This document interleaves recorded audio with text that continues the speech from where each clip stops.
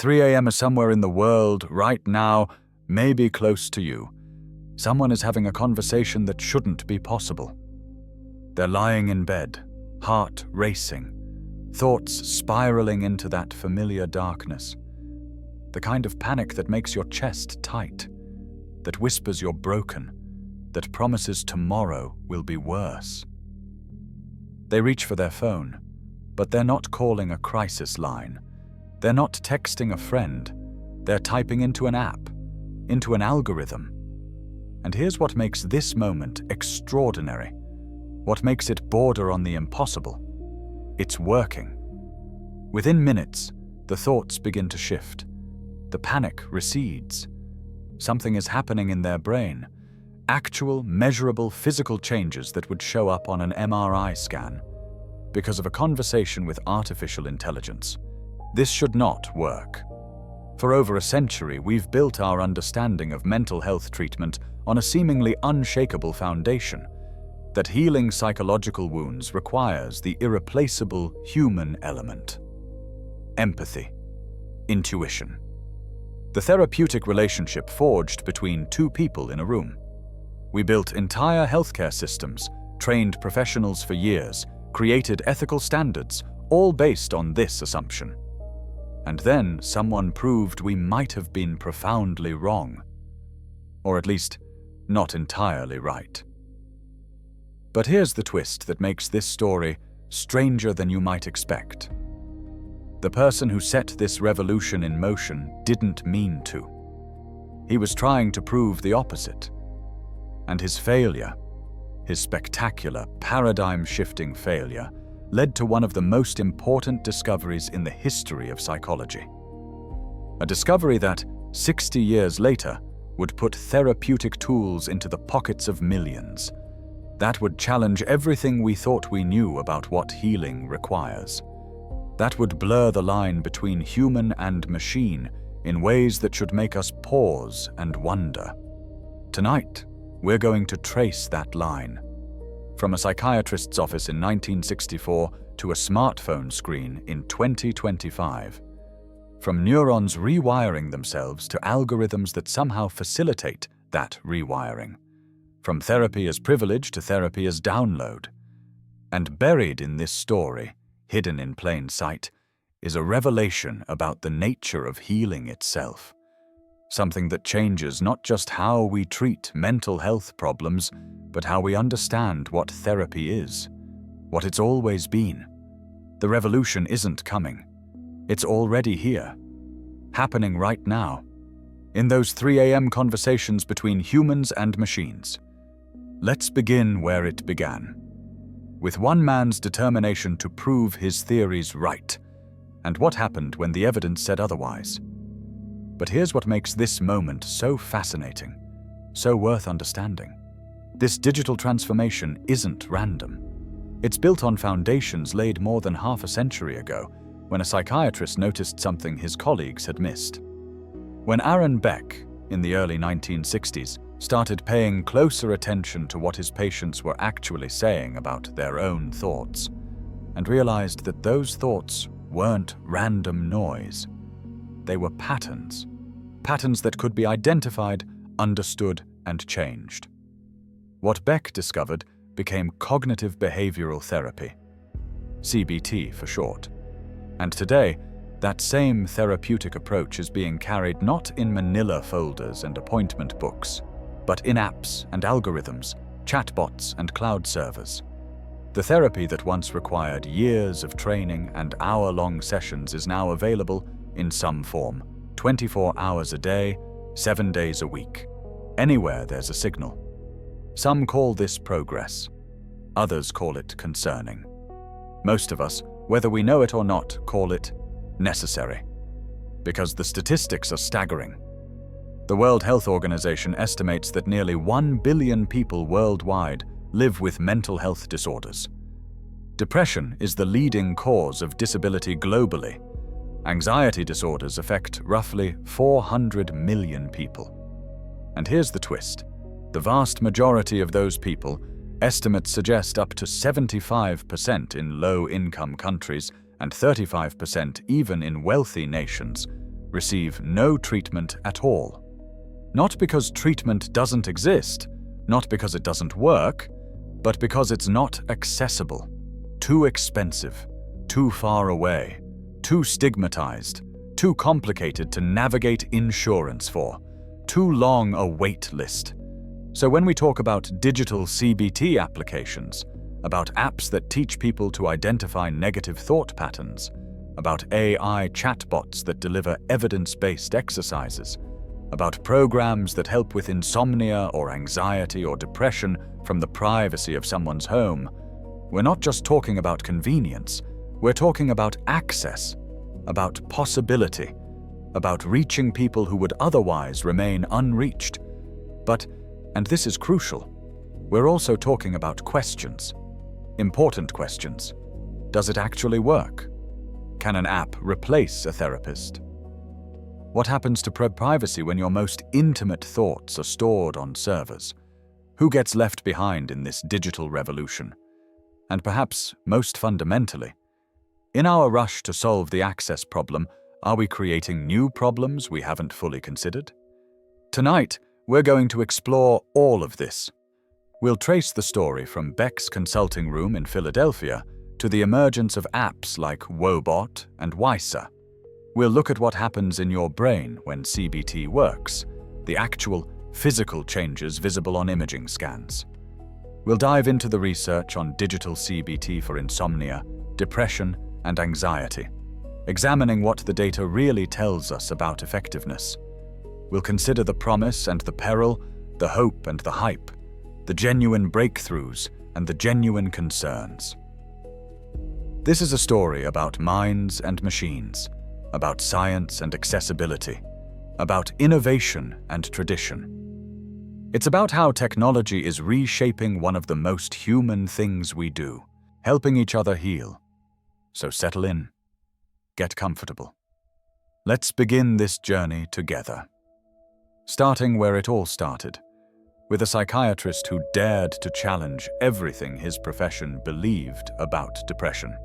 Part 1. The Foundations. Understanding cognitive behavioral therapy. To understand where we are, we need to understand where we've been. And the story of cognitive behavioral therapy is, fundamentally, a story about listening. It's 1964. Aaron Temkin Beck is a young psychiatrist at the University of Pennsylvania, trained in the dominant therapeutic approach of his time, psychoanalysis. He's a devoted student of Freudian theory. According to what he's been taught, depression results from anger turned inward against the self, retroflected hostility in the technical language. Beck believes this deeply. His entire professional identity rests on psychoanalytic foundations. So when he designs research studies, he's not trying to overturn received wisdom. He's trying to validate it, to provide the empirical evidence that will silence the skeptics and confirm what every respectable psychiatrist already knows. He sets up experiments to test psychoanalytic theory. He uses dream analysis, looking for evidence of the predicted unconscious hostility. He develops measures to assess whether depressed patients show more inward-directed aggression than non-depressed controls. The results come in, and they don't show what he expected. Not at all. Depressed patients don't display the unconscious hostility that psychoanalytic theory predicts. Instead, Beck keeps noticing something else, something simpler, more observable, right at the surface of consciousness, rather than buried in the unconscious depths. His patients report streams of negative thoughts that arise spontaneously. Thoughts like, "I'm worthless," "Nothing I do matters," "Things will never get better." These aren't hidden impulses that require years of analysis to uncover. They're right there, accessible, repeating like a broken record. Beck calls these automatic thoughts, and as he documents them systematically, he notices they fall into 3 categories. Negative views of the self, "I'm inadequate," negative views of the world, "Nobody cares about me," and negative views of the future, "Things will never improve." He terms this the cognitive triad.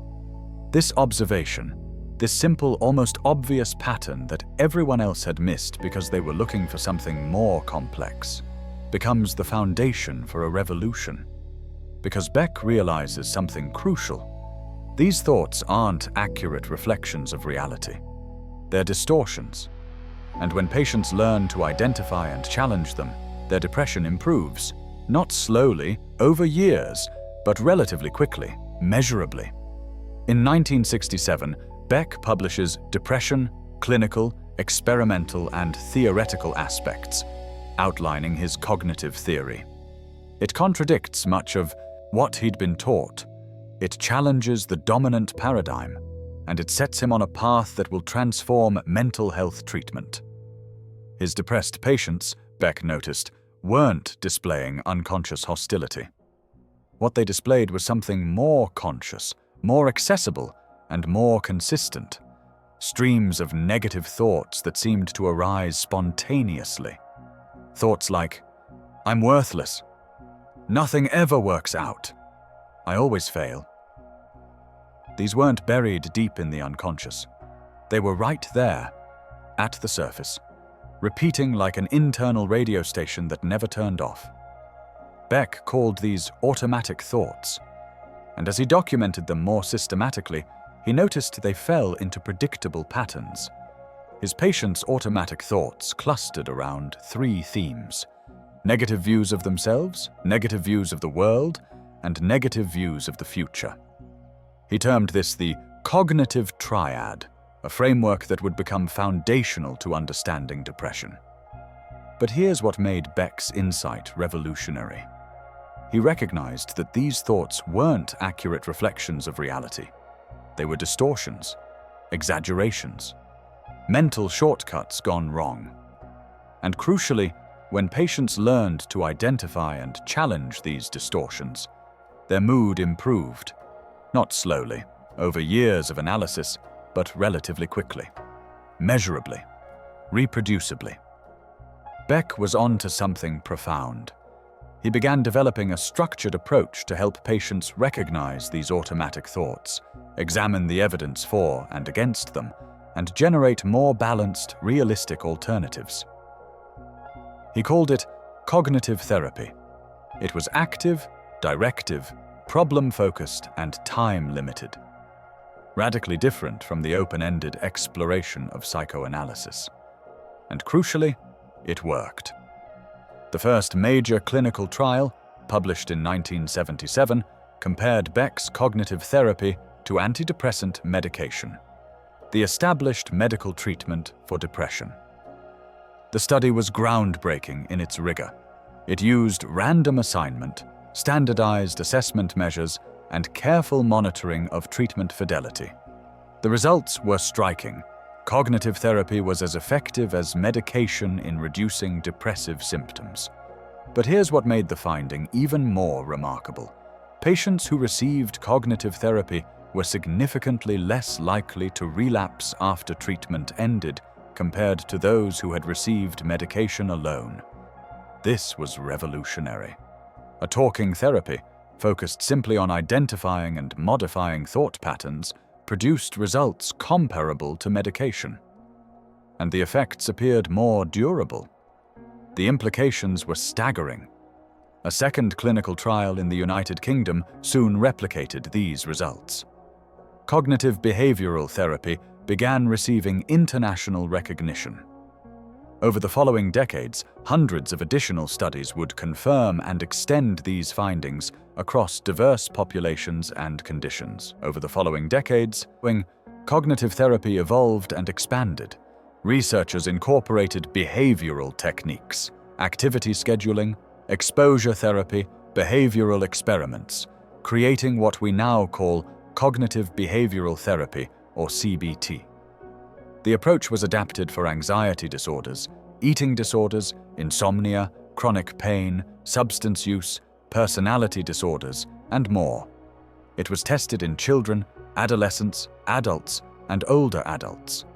It was delivered individually, in groups, and in various formats.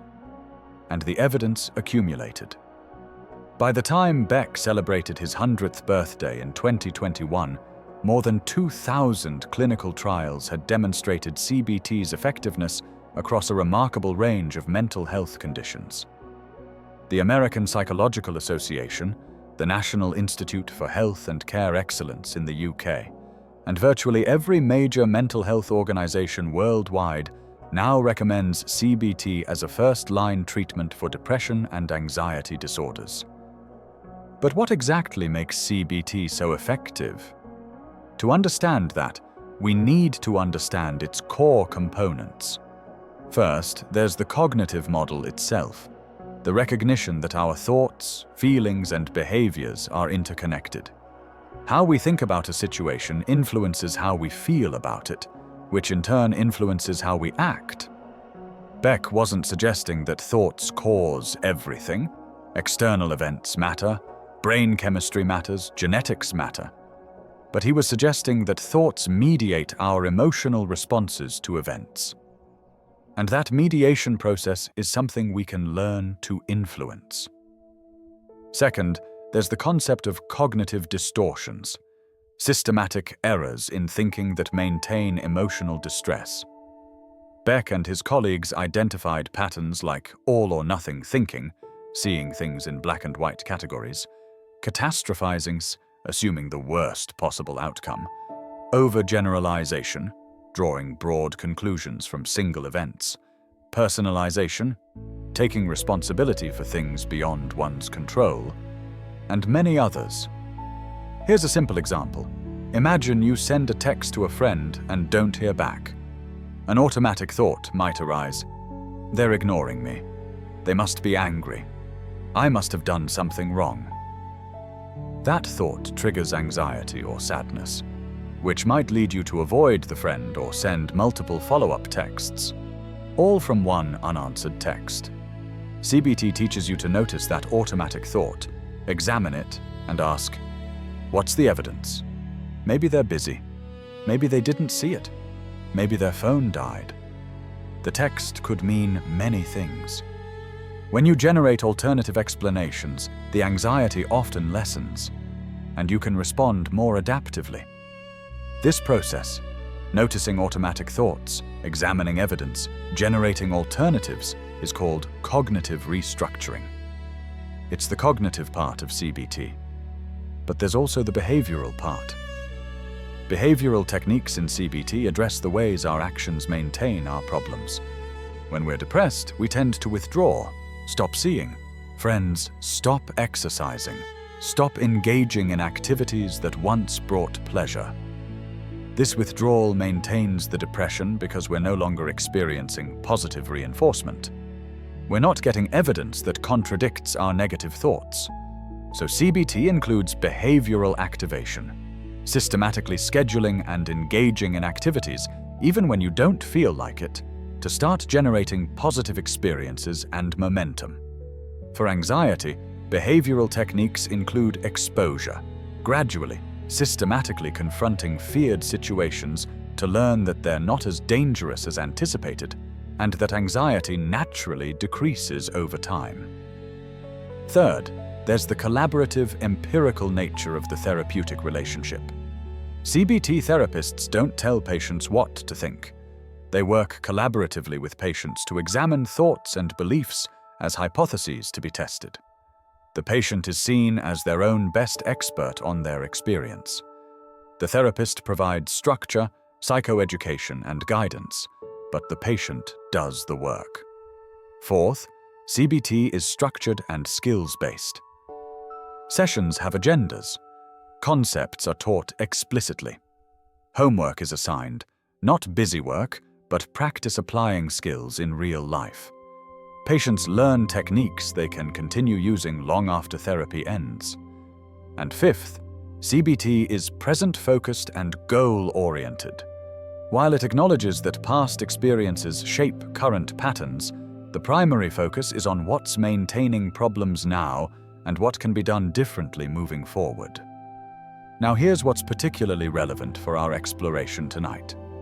These characteristics, the structured nature, the explicit teaching, the focus on specific skills that can be practiced, made CBT uniquely suited for adaptation to different formats.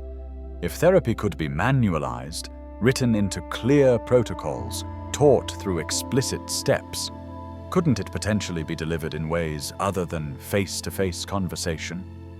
This question started being asked in the 1980s and 90s. Researchers began testing bibliotherapy, using self-help books based on CBT principles. Books like Feeling Good by David Burns became bestsellers precisely because they taught CBT skills that people could practice on their own. Studies on bibliotherapy showed something remarkable.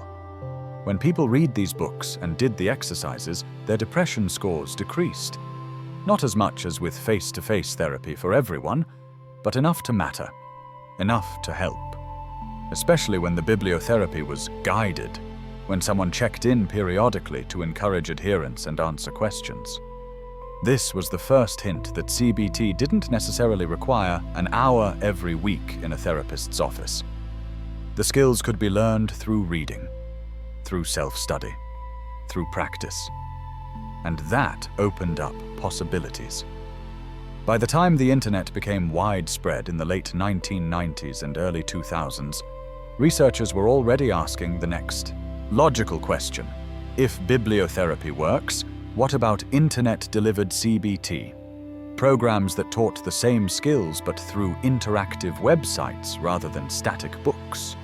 And that's where our story takes its next turn. From books to browsers, from face-to-face to fiber optic, from the therapy couch to the device in your pocket. But before we go there, we need to take one more detour. Because to truly understand why CBT works, why these mental exercises produce lasting changes, we need to look at what's happening inside the brain itself. We need to talk about neuroplasticity and Part 2, the neuroscience of transformation, how CBT rewires the brain. There's something almost miraculous happening when cognitive behavioral therapy works, something that, until relatively recently, we couldn't see. We knew it worked. The symptom scales showed improvement, the patients reported feeling better, but we didn't know what was changing at the biological level. Then came functional magnetic resonance imaging, fMRI for short. And suddenly, we could see. Close your eyes for a moment and imagine your brain, not as a static organ, but as a dynamic, living network of billions of neurons, constantly communicating through trillions of connections called synapses. Each thought, each feeling, each action is the result of patterns of neural activity, electrical signals cascading through these networks, neurotransmitters crossing synaptic gaps, circuits lighting up in coordinated sequences.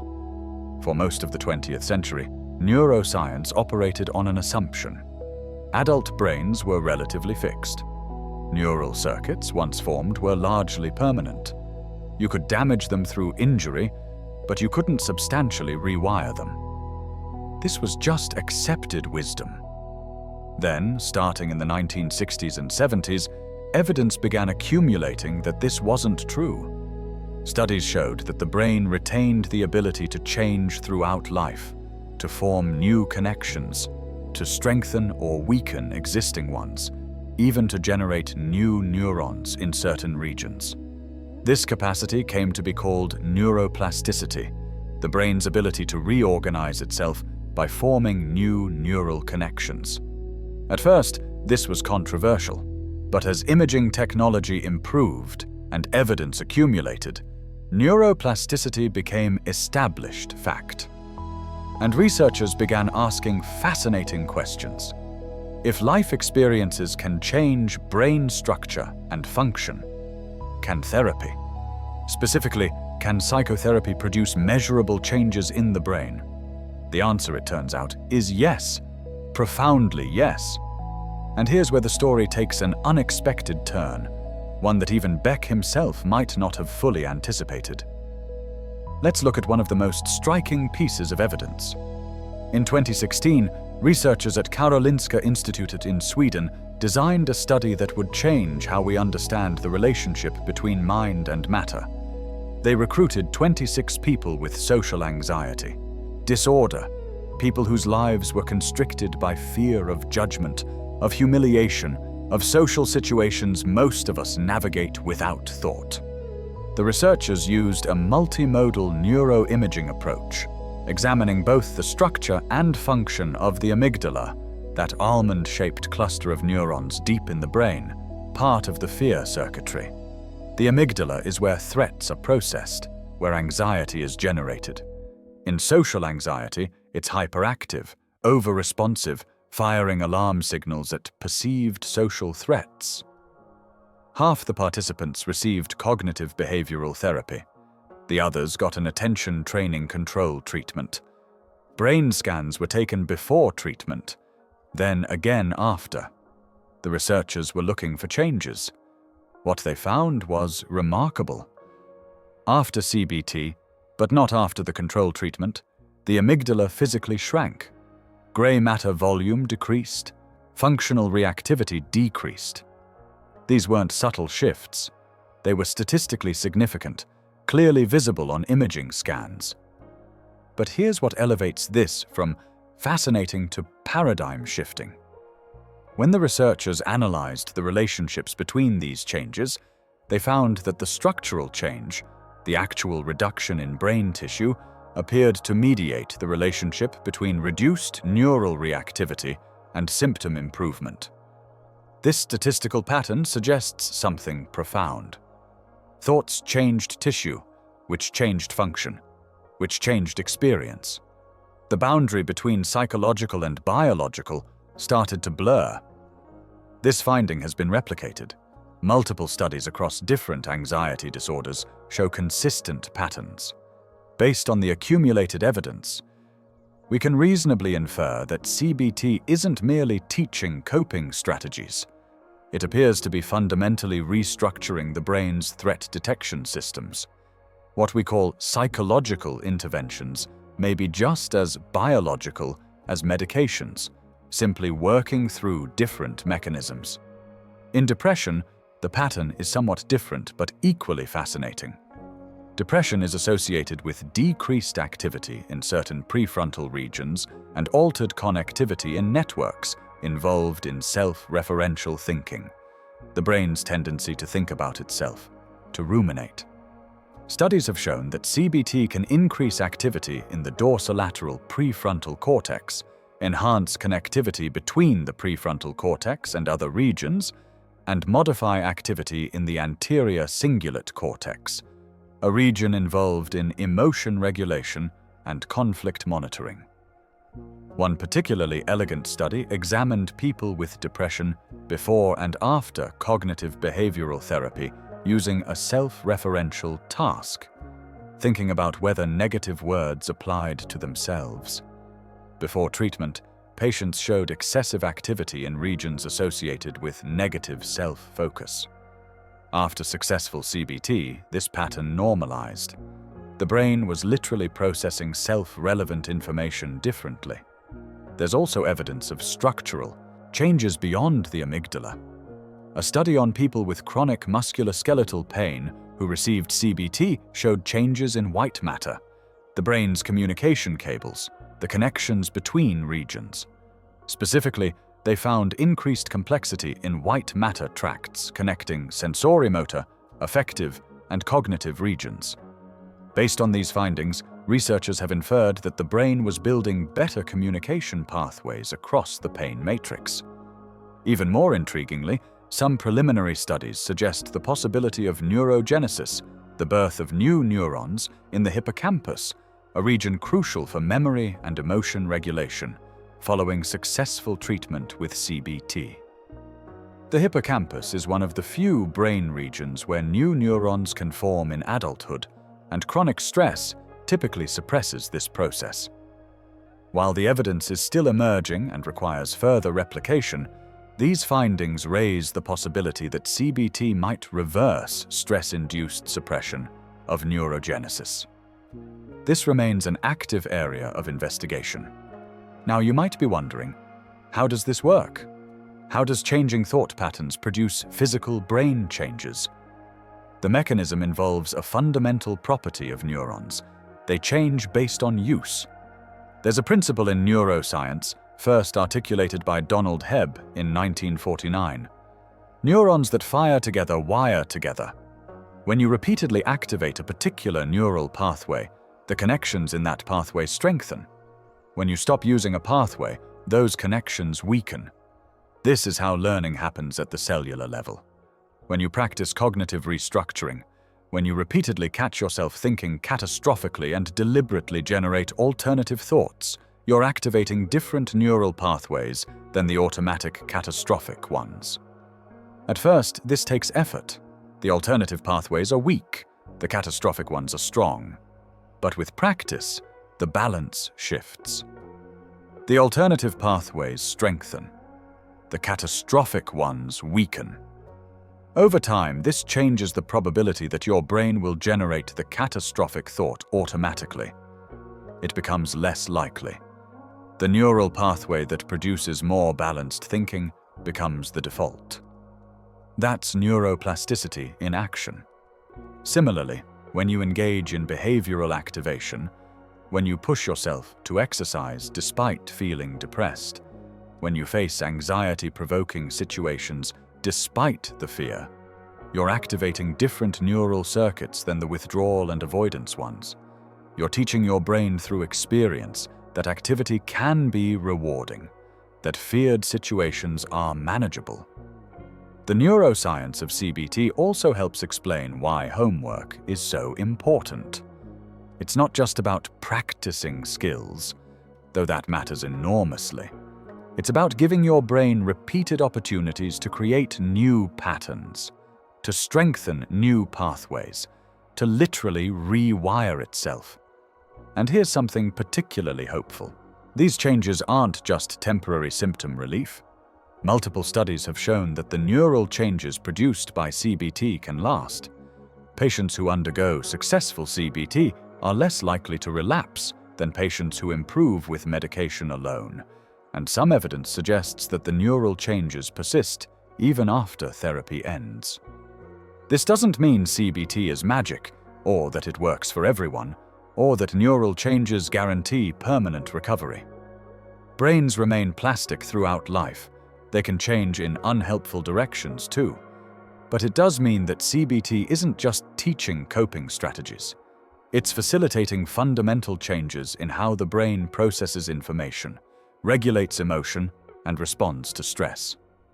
It's worth pausing here to consider what this means for our broader conversation about digital CBT. If the therapeutic effects of CBT come from producing neuroplastic changes through repeated practice of specific skills and exercises, then theoretically, any format that successfully teaches and encourages that practice could produce similar changes. The medium might matter less than we think. What matters is whether the skills are learned, whether they're practiced, whether they're applied in real life, whether face-to-face through a book, via a computer program, or through a smartphone app. If the core processes happen, the brain should respond. Of course, should is doing a lot of work in that sentence. Whether digital formats can reliably produce those processes is an empirical question, one that researchers have spent the last 2 decades investigating. And that brings us to the heart of our story, the digital revolution itself.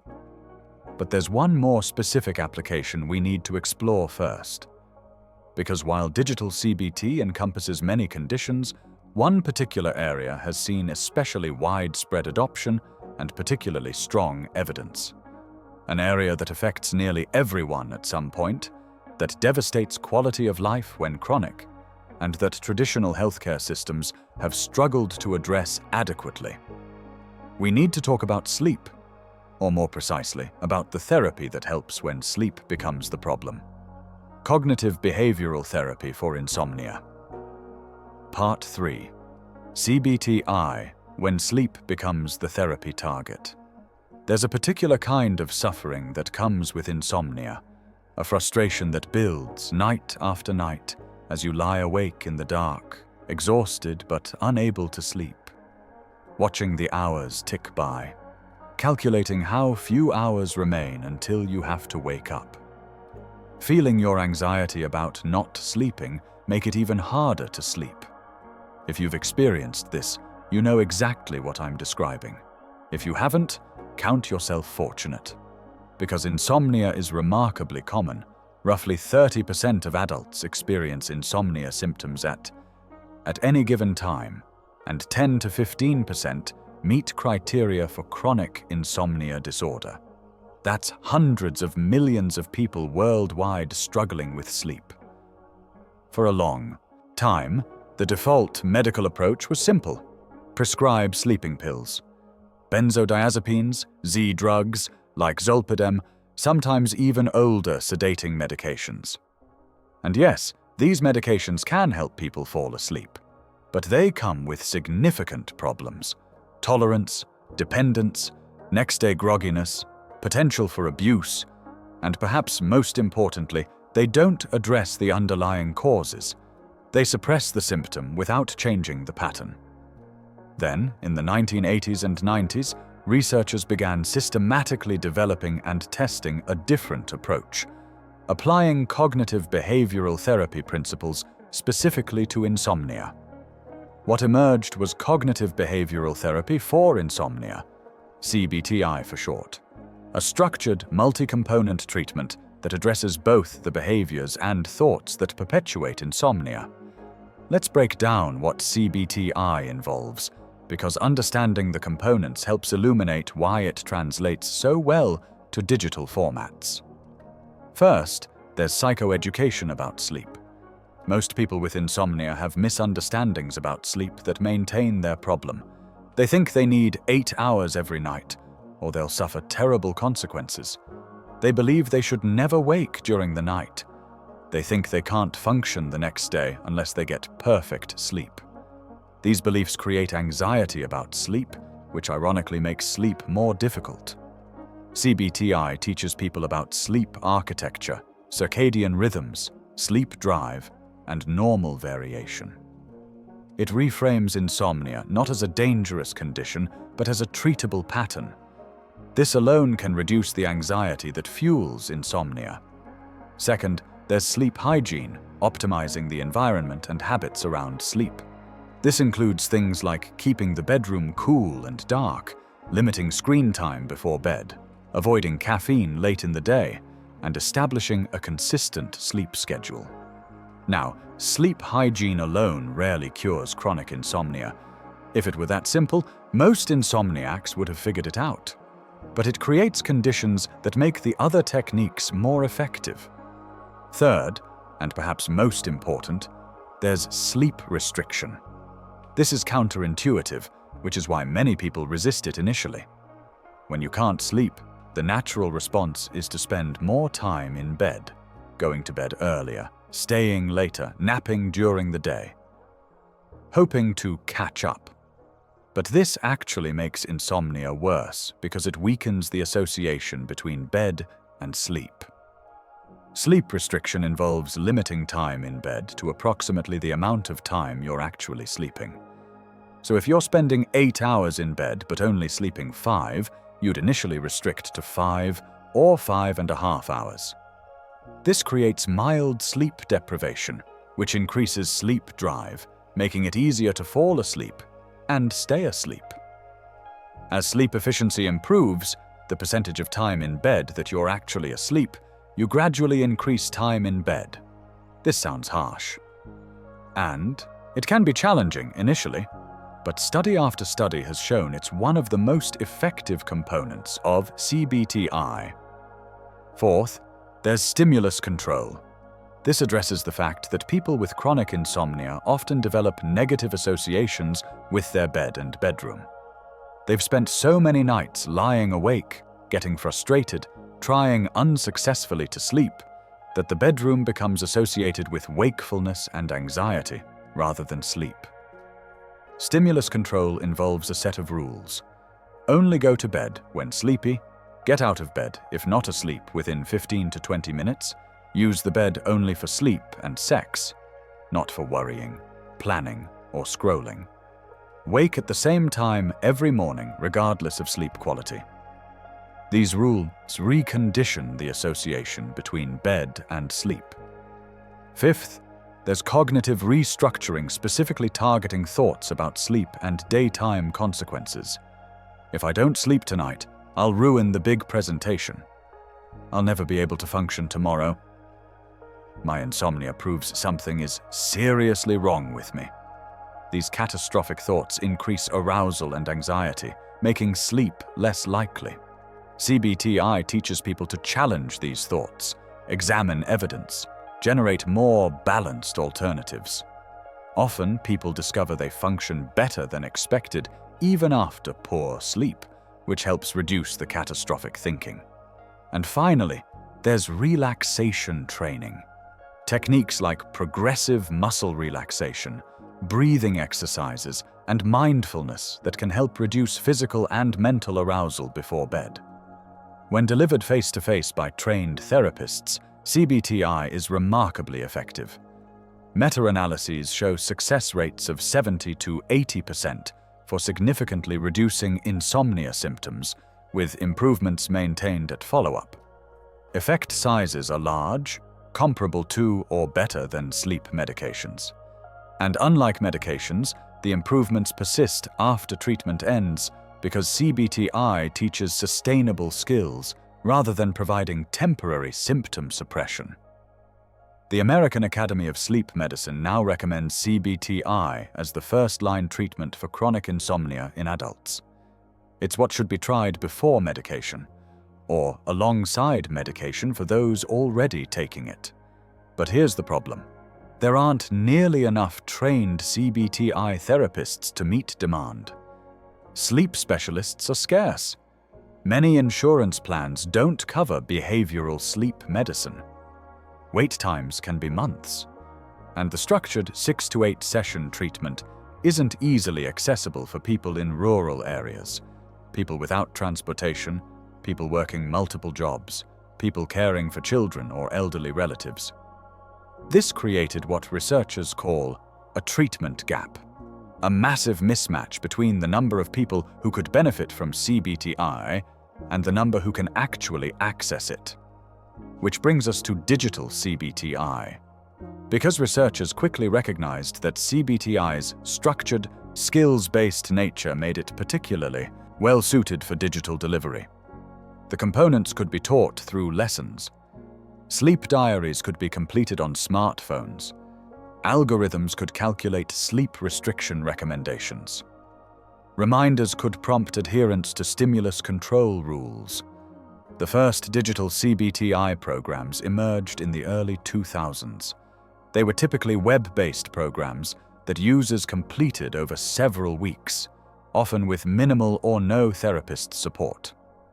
Names like Sleepio, Shutai, and CBTI Coach started appearing in research studies and, eventually, app stores.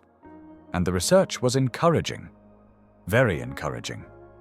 A meta-analysis published in 2023 examined 52 randomized controlled trials of CBTI delivered in various formats: face-to-face, telehealth, guided internet programs, unguided internet programs, smartphone apps, and others. The primary finding: all formats produced significant improvements in insomnia severity compared to waiting list controls. Effect sizes varied by format, but importantly, even fully unguided internet programs and smartphone apps showed meaningful improvements. For smartphone-based CBTI specifically, the meta-analysis found large effect sizes comparable to face-to-face treatment. Users' insomnia severity decreased substantially, and improvements persisted at follow-up assessments. But here's the surprise that challenges our assumptions about what makes therapy work. In some analyses, guided bibliotherapy, essentially just reading a book with occasional check-ins, showed effect sizes nearly as large as face-to-face therapy. The human relationship, while valuable, might not be as essential as we've believed. Or perhaps more accurately, the essential element isn't the relationship itself, but rather something the relationship facilitates: learning and practicing specific skills. This finding has profound implications for how we think about scaling mental health care. Let's look at a specific example: CBTI Coach.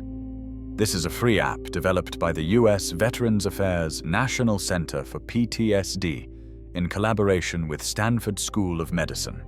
It's designed to supplement face-to-face CBTI, meaning it works best alongside a therapist, but many people use it as a standalone tool.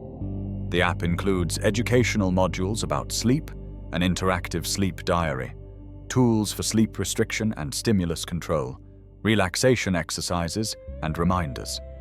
It's been downloaded hundreds of thousands of times, and while the research is still emerging, preliminary studies show that veterans using CBTI Coach alongside traditional CBTI had better treatment adherence and greater symptom reduction than those receiving CBTI alone. Sleepio is another widely studied program, this one commercially developed, but based on a fully automated, personalized CBTI protocol. Users complete a comprehensive assessment, then work through 6 weekly sessions that teach CBTI techniques. The program adapts recommendations based on sleep diary data. Clinical trials of Sleepio have shown impressive results.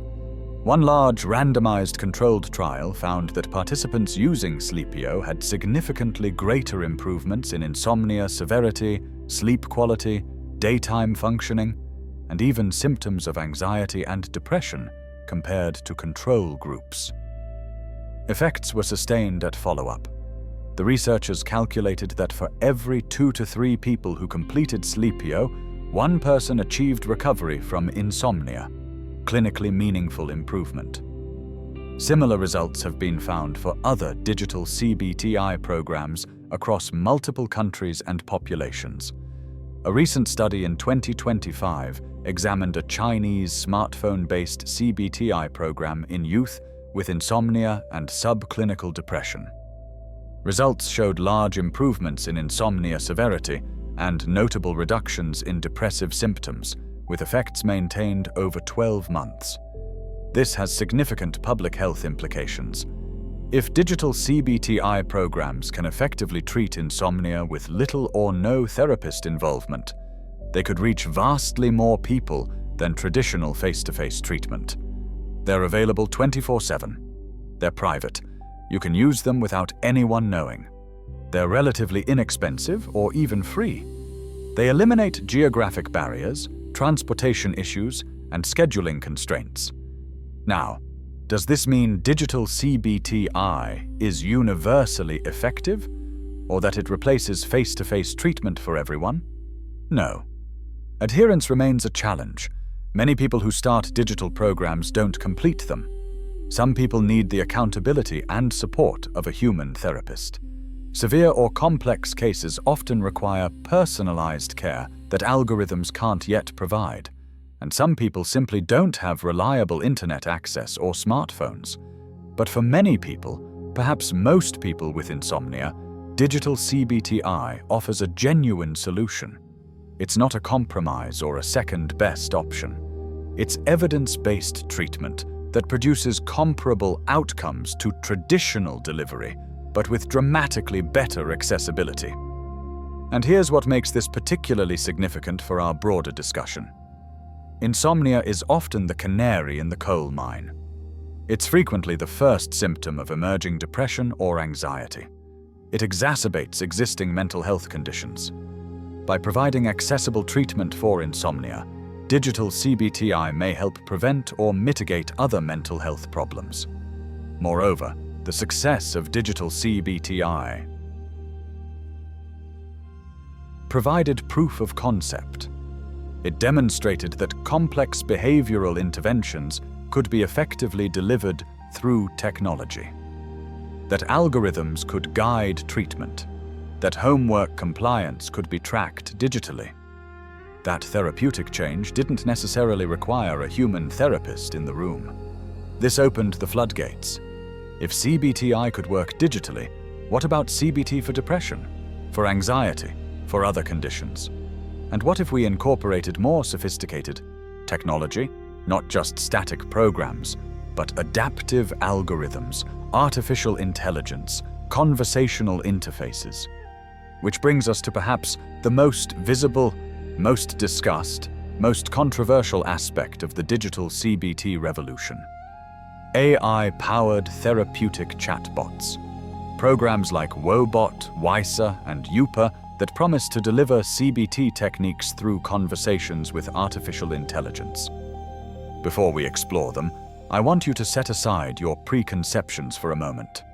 Whether you find the idea exciting or alarming, promising or problematic, hold that. Because to understand what's actually happening here, we need to look not at our reactions, but at the evidence. At what these tools actually do, how they actually work, and what research actually shows about their effectiveness. Let's talk about what happens when you chat with a robot about your mental health. Part 4. AI Companions. The Rise of Therapeutic Chatbots. Imagine you're feeling anxious. It's late evening. Your therapist isn't available. They're off the clock, as they should be. Your friends are busy. You don't want to burden anyone anyway. But the anxiety is building, the worried thoughts are spinning, and you need help. So you open an app. A cartoon penguin, cheerful, approachable, asks how you're doing. You type, "Not great. I'm really anxious about my job presentation tomorrow." The penguin responds, "That sounds tough. Work presentations can definitely be stressful. I'm here to help. Would you like to talk about what specifically feels worrying?" You type out your concerns. The penguin asks questions, gently guides you to notice whether your thoughts might be jumping to worst-case scenarios, suggests a brief breathing exercise, offers to walk you through reframing the catastrophic thoughts. 10 minutes later, the anxiety hasn't disappeared, but it's more manageable. You feel less alone. That penguin? That's Wysa, one of several AI-powered mental health chatbots that have emerged in recent years. And here's what's remarkable. Millions of people have conversations like this every day. Conversations with algorithms, with programs, with artificial intelligence designed to deliver cognitive behavioral therapy techniques through natural language processing. This is either the future of mental health care or a disturbing symbol of technological overreach, depending on who you ask. Maybe both. Let's explore what these tools actually are, how they work, and what we know about their effectiveness. The most prominent therapeutic chatbots currently available include Wobot, Wysa, Youper, and several others. Each has somewhat different approaches, but they share core features. They're accessible 24/7 through smartphone apps. They use conversational interfaces. You type or select responses, the chatbot responds. They're built around evidence-based therapeutic techniques, primarily CBT, and they're designed to be used independently, without a human therapist. Let's start with Wobot, which launched in 2017 and became one of the first widely available therapeutic chatbots. Wobot was founded by Alison Darcy, a clinical research psychologist from Stanford University. It's explicitly designed around CBT principles, using daily check-ins to help users track mood, identify thought patterns, and practice cognitive restructuring. Wobot's conversational style is deliberately friendly and upbeat, more like texting with an understanding friend than consulting with a clinical professional. It uses humor, emoji, stickers, and colloquial language. It teaches CBT concepts through short videos and interactive exercises. It remembers previous conversations and references them in later interactions, creating a sense of continuity. Crucially, Wobot isn't trying to be a human. It's transparent about being an AI. This is intentional. Research suggests that trying to deceive users into thinking they're talking to a human would be both unethical and less effective than being honest about the chatbot's nature. Wysa, developed by an Indian health tech startup, takes a similar but slightly broader approach. In addition to CBT, Wysa incorporates dialectical behavior therapy techniques, mindfulness practices, and meditation. Its interface features that blue penguin mascot, and it offers over 200 self-guided tools alongside the conversational component. Like Wobo, it's anonymous by design. You don't need to provide personal information to use it. Youper, developed by a psychologist, focuses on mood tracking and emotional awareness.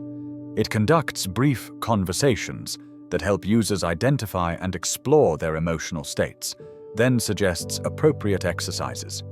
It incorporates elements of CBT and acceptance and commitment therapy. Now here's the key question, the one that determines whether this entire enterprise is breakthrough or snake oil. Do they work? Can conversations with AI actually improve mental health? The research, which has accelerated rapidly in recent years, suggests a cautiously optimistic yes. But there's a twist here that most coverage misses.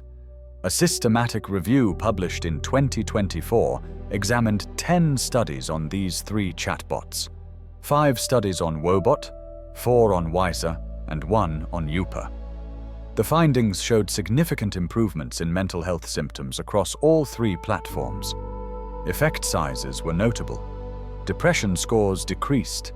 Anxiety symptoms diminished. Functioning improved. But here's what makes this complicated.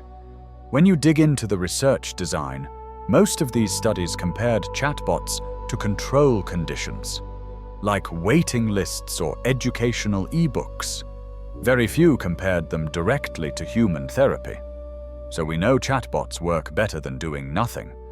What we don't know with certainty is whether they work as well as talking to an actual therapist. For Wobot specifically, randomized controlled trials found that users experienced notable reductions in depression and anxiety symptoms, often within just 2 weeks of use. One study with college students showed that participants using Wobot had significantly greater reductions in depression compared to a control group receiving only an ebook about depression. Engagement was high. Most participants continued using the app throughout the study period. These are real effects, meaningful changes, but context matters. The students in these studies knew they were in research trials. They had some accountability. Whether the same results happen when someone downloads Wobot on their own, with no external motivation to continue, that's a more complicated question. For Wysa, studies found similar improvements, particularly among users with specific conditions. One trial focusing on people with chronic pain found that Wysa significantly reduced not only pain-related distress, but also depressive and anxious symptoms. Another study with new mothers showed improvements in maternal mental health. Importantly, users reported feeling that Wysa helped establish a therapeutic alliance, that sense of connection and trust that's crucial in therapy, despite knowing they were interacting with AI. For Youper, a study found that users experienced a 48% decrease in depression symptoms and a 43% decrease in anxiety symptoms over 4 weeks of use. Users particularly appreciated the mood tracking features, which helped them gain insight into their emotional patterns. A comprehensive meta-analysis published in 2025 examined evidence from 92 randomized controlled trials of mental health apps, including chatbots. The overall finding: apps significantly improved clinical outcomes compared to controls with an effect size of 0.43, which in statistical terms represents a moderate, clinically meaningful improvement. Apps based specifically on CBT produced larger effects than those based on other approaches, and apps with chatbot technology showed particularly promising results. But here's the part that challenges our assumptions.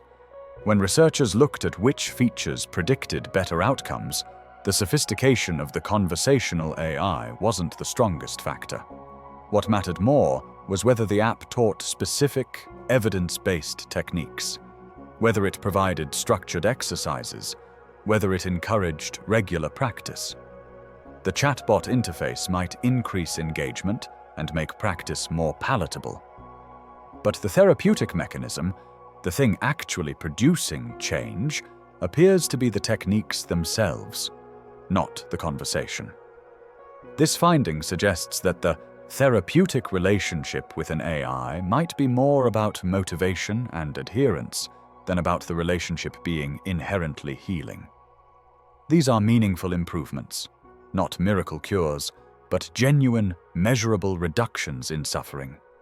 Effect sizes comparable to what you'd see with some antidepressant medications or brief human-delivered therapy interventions, yet significant limitations and concerns remain. But, and this is important, there are significant limitations and concerns to consider. First, engagement and completion. While some users continue using these apps regularly, dropout rates are substantial. Many people download them, try them briefly, then abandon them. This isn't unique to chatbots. It's true of most mental health apps and even many traditional therapy clients, but it means effectiveness in research studies, where participants have some accountability, may not translate directly to real-world use. Second, the limitations of AI. These chatbots excel at delivering structured CBT techniques, helping identify cognitive distortions, guiding behavioral experiments, teaching coping skills. But they struggle with complexity and nuance. They can't truly understand context the way humans can. They can't pick up on subtle cues. They can't adapt flexibly to entirely novel situations. If you tell Wobot you're feeling anxious about a presentation, it can guide you through standard anxiety management techniques. But if you disclose trauma, severe symptoms, suicidal ideation, or complex interpersonal situations, the chatbot will typically recognize its limits and recommend seeking human support, which is appropriate. These tools are not designed or intended to replace therapists for serious conditions. Third, the emotional authenticity question. Some users report finding genuine comfort and connection with these chatbots. They appreciate the non-judgmental space, the availability, the consistency. Others feel the interactions are hollow, performative, emotionally unsatisfying. There's huge variability in user experience. Research on this is mixed. Some studies find users develop what feels like a therapeutic relationship with chatbots. Other studies suggest that while users may find chatbots helpful for skills and strategies, they don't provide the deeper emotional support that comes from human connection. Fourth, privacy and data concerns. When you chat with Wobot or Wiser about your depression, anxiety, trauma, or suicidal thoughts, that data is being stored somewhere. Companies claim to anonymize data and protect privacy, but concerns remain. What if there's a data breach? What if companies sell data to third parties? What if law enforcement or insurance companies gain access? What if the AI makes harmful recommendations? These aren't hypothetical concerns. There have been instances where mental health apps collected more data than disclosed, shared data inappropriately, or failed to adequately protect sensitive information. Regulatory oversight remains limited. Fifth, the equity question. These apps require smartphones, internet access, and digital literacy. They're typically available only in English or a limited set of languages. They may not be culturally appropriate for all populations. There's risk that they could widen rather than narrow health disparities. And finally, there's the philosophical question. Even if chatbots are effective, should we normalize receiving mental health support from AI?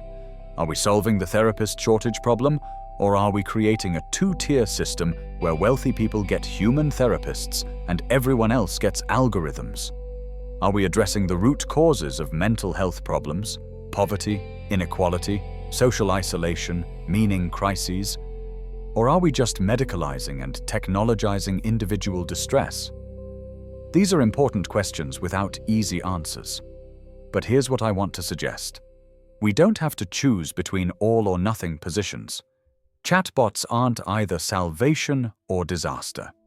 They're tools, imperfect tools, with real limitations and real capabilities.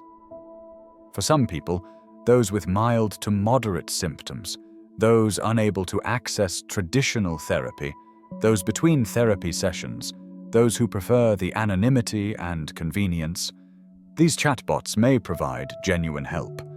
The evidence suggests they do. For others, those with severe symptoms, those experiencing crisis, those who need the human connection, those without digital access, chatbots are inadequate, and pretending otherwise would be harmful. The question isn't whether AI can replace all therapy. It's whether it can expand access to evidence-based techniques for some people in some situations. The evidence suggests it can. One user perspective illuminates this nuance beautifully. In a study where people tried using Wiser, one participant wrote, "I don't trust or know if there is doctor-patient confidentiality, so I am not going to be 100% honest and forthright." Another wrote, "I can check in 20 times a day, and the AI will either help me track my mood or suggest a mindfulness or CBT program to help me get through my day." Both are true. The limitations are real. The benefits are real. And perhaps most importantly, chatbots exist within a broader ecosystem of digital mental health interventions. They're one option among many. Which brings us to a crucial question about this entire digital revolution. Who actually benefits? Who gets access? And who might be left behind? Let's talk about the treatment gap, accessibility, and the complex reality of democratizing mental health care through technology. And Part 5, Bridging the Treatment Gap, Access, Equity, and the Digital Divide. Here's a number that should haunt us, a statistic that reveals the scale of failure in global mental health care: 75%. 3/4. In low- and middle-income countries, 3 out of every 4 people with mental health conditions receive no treatment whatsoever.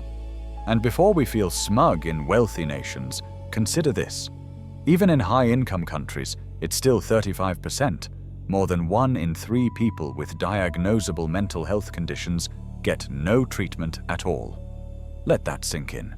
We're living in an era of unprecedented medical knowledge. We have treatments that work. Decades of research have established what helps. Yet the vast majority of people who need care can't access it. This isn't a failure of science, it's a failure of systems, and understanding why reveals both the promise and the peril of digital mental health solutions. Consider the barriers to accessing traditional psychotherapy. Cost, even with insurance, is often prohibitive. Sessions can run $100 to $200 or more, and effective treatment typically requires 10, 20, sometimes 30 sessions or more. That's thousands of dollars.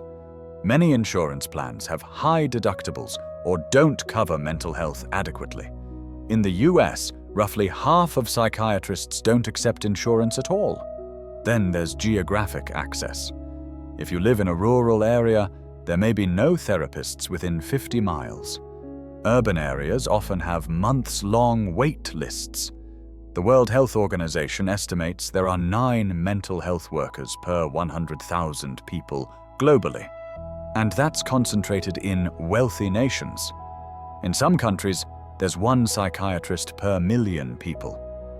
There's also the time factor. Therapy requires taking off work, arranging childcare, commuting. For people working multiple jobs, for single parents, for those caring for elderly relatives, this can be impossible. And then there's stigma. In many cultures, admitting you need mental health treatment carries severe social consequences. The privacy of one's own home, interacting with an app rather than sitting in a waiting room or walking into a therapist's office, can make treatment more accessible for people who would never seek face-to-face care. Digital mental health interventions, apps, online programs, chatbots, teletherapy promise to address these barriers. The promise is compelling. Reduce cost dramatically by delivering treatment through automated programs rather than hourly therapy sessions. Eliminate geographic barriers by making treatment available anywhere with internet access. Increase convenience by being available 24/7 without appointments. Reduce stigma by providing privacy and anonymity. This is the democratization narrative, technology leveling the playing field, bringing evidence-based treatment to everyone, closing the treatment gap. And there's truth to this narrative, real truth. Studies have shown that digital interventions do reach people who wouldn't otherwise receive treatment. In England's Improving Access to Psychological Therapies program, the world's largest implementation of evidence-based psychological treatment, digital options have significantly increased the number of people accessing care. A recent study published in 2024 examined the impact of a personalized AI-enabled self-referral chatbot in England's NHS services. The findings were striking. Services using the digital tool saw substantially increased referrals. Overall, 15% increase compared to 6% in control services. But more importantly, the increase was especially pronounced among minority groups. Ethnic minority referrals increased by 29%, and non-binary individuals saw a 179% increase. This matters enormously. Traditional mental health services have historically failed to reach many marginalized communities. The AI chatbot's anonymity and accessibility helped overcome some of those barriers. Other studies have shown similar patterns. Digital CBT interventions reach younger people, men who typically underutilize mental health services, people in rural areas, and people with various forms of disability.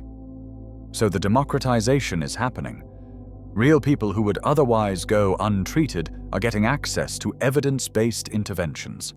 Lives are being improved, suffering is being reduced, functionality is being restored.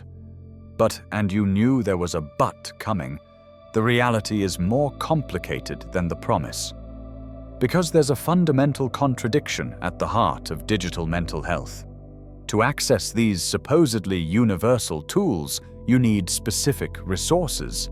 You need a smartphone or computer. You need reliable internet access. You need digital literacy. You need enough privacy and stability to engage with treatment. And you need to exist in a language and cultural context that the tools were designed for. This creates what's called the digital divide, the gap between those who can access and benefit from digital technologies and those who cannot. Consider internet access. In high-income countries, internet penetration is above 90% in urban areas. But in rural areas, it drops significantly. And globally, roughly 40% of the world's population still doesn't have internet access. So right away, digital interventions can't reach nearly half of humanity. Even among those with internet access, there's variability in quality. Reliable high-speed connections are one thing. Intermittent, slow connections that drop during video calls are another. Digital CBT programs that require streaming video or real-time interaction become less accessible when connection quality is poor. Device access is another layer. Smartphones are increasingly universal, but not universally. Older adults are less likely to have them or be comfortable using them. Low-income individuals may have smartphones but limited data plans, making app use costly. Some people share devices with family members, making privacy, crucial for mental health treatment, difficult. Then there's digital literacy. Using a mental health app effectively requires navigating interfaces, reading and comprehending instructions, typing responses, sometimes solving technical problems. For people with low literacy, cognitive impairments, or limited technology experience, this can be insurmountable. Cultural and linguistic appropriateness is another significant barrier. Most digital mental health tools were developed in the United States or Europe by predominantly white developers based on research conducted primarily with white populations. They're typically available only in English or a handful of major languages. The content often assumes Western cultural norms about mental health, individualism, appropriate help-seeking, and therapeutic relationships. For someone from a culture where mental health problems are understood differently, where collective rather than individual identity predominates, where certain symptoms are expressed through somatic complaints rather than psychological language, these tools may be confusing, irrelevant, or even alienating. There's also the privacy paradox of digital mental health. Yes, apps provide privacy from other people. No one knows you're using them, but they potentially compromise privacy from corporations and governments. You're creating digital records of your most intimate struggles, thoughts, symptoms. And unlike traditional therapy, which has strong legal and ethical protections for confidentiality, app-based interventions have far weaker safeguards. For marginalized communities who have reasonable concerns about surveillance, discrimination, and data misuse, this privacy may feel like the opposite. Here's a concrete example of how this plays out. During the COVID-19 pandemic, when schools shifted to remote learning, the digital divide became starkly visible. Low-income and minority families often lacked the devices, internet access, and private space for children to participate effectively. The same families often lacked resources to access teletherapy or digital mental health interventions, even as pandemic stresses increased mental health problems. One community mental health worker described seeing clients whose only internet access was a parent's smartphone with limited data. Conducting a therapy video session under those conditions, balancing a tiny screen, using precious data, trying to find privacy in a crowded, multi-generational household, isn't just inconvenient. It's fundamentally different from the privileged experience of having a laptop, high-speed internet, and a private room. So what does this mean? Is digital mental health inherently regressive, widening inequalities despite its promises? Not necessarily, but it requires acknowledging complexity. First, digital interventions can expand access without solving access entirely. They reach some people who were unreached before. That's valuable even if they don't reach everyone. Second, addressing the digital divide requires intentional effort. This means developing low-bandwidth versions of interventions, creating versions in multiple languages designed with cultural input from target communities, ensuring compatibility with older devices, providing clear, simple instructions, offering human support for technical problems. It also means recognizing that digital interventions are one component of a comprehensive system, not a replacement for that system. They work best when integrated with other services, when people can step up to human-supported care when needed, when there are referral pathways for crisis situations, when traditional services remain available and funded. Third, we need to avoid the trap of seeing technology as inherently democratizing. Technology amplifies existing power structures as often as it disrupts them. Without intentional equity considerations, digital mental health risks creating a two-tier system. AI chatbots for the masses, human therapists for the wealthy. Some promising approaches exist. Community clinics providing tablets and Wi-Fi access for patients to use digital interventions on-site. Health systems integrating digital programs with case manager support. Employers providing free app access as a preventive benefit. Public health campaigns distributing information about free, evidence-based apps. But honestly, these remain exceptions. The default trajectory of digital mental health has been toward a marketplace of apps, most requiring payment, many making unsupported claims, few designed with equity in mind. And that brings us to a related issue: the rise of evidence-based self-help as both an opportunity and a challenge. Because one of the most significant aspects of digital CBT isn't the technology itself, it's the underlying shift toward self-management of mental health, toward individuals taking responsibility for their own treatment, learning and practicing therapeutic skills independently. This shift was already happening before smartphones through bibliotherapy and self-help books. But digital technology has accelerated it dramatically.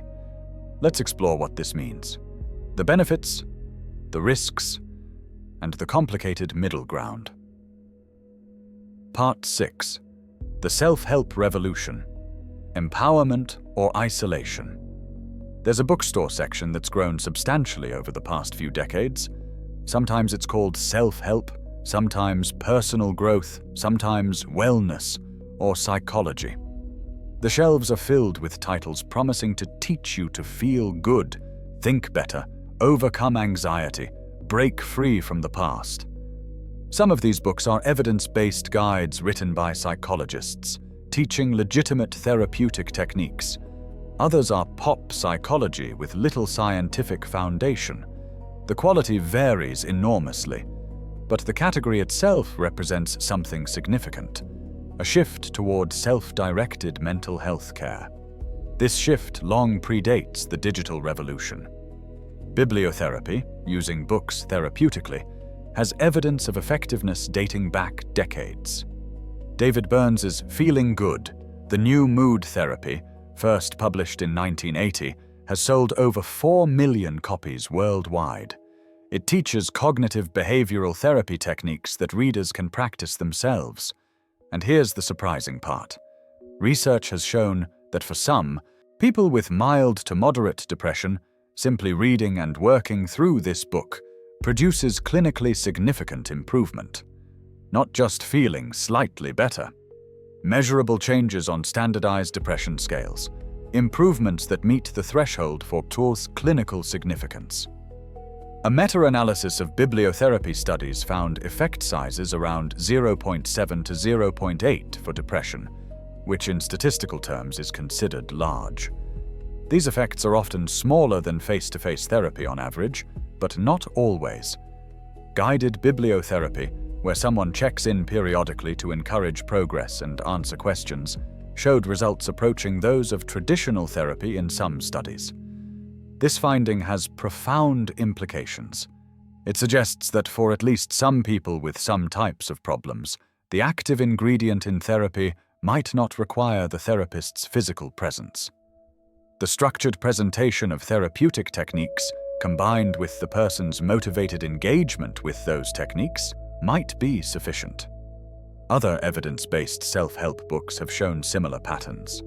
Studies on CBT-based bibliotherapy for anxiety disorders, eating disorders, insomnia, and other conditions consistently demonstrate that a meaningful proportion of people benefit significantly from self-directed treatment using written materials.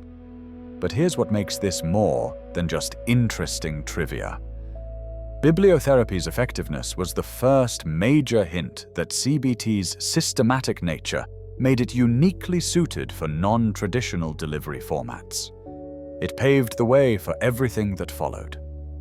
Digital self-help builds on this foundation, but adds capabilities: interactivity, personalization, multimedia content, progress tracking, reminders, and most significantly, the ability to adapt content based on user input.